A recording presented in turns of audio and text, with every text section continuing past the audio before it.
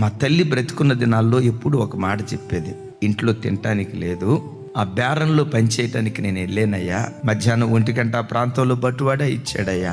సరిగ్గా పాత bus stand దగ్గరకు వచ్చి అక్కడ మామిడికాయల బుట్ట కనపడితే ఒక మామిడికాయ కొనుక్కొని, అప్పటికి 2 రోజులు అవుతుందయ్యా భోజనం చేసి, ఆ మామిడికాయ అక్కడే బస్ స్టాండ్ నడివీధిలో నిలవబడి ధనాధన 1 నిమిషంలో తిన్నానయ్యా.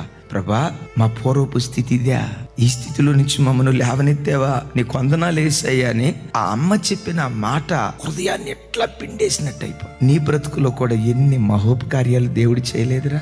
మనందరి బ్రతుకు నాతో సహా మొద్దన్నానికి కూడా నోచుకోలేని దయనీయ స్థితులు మనందరివి.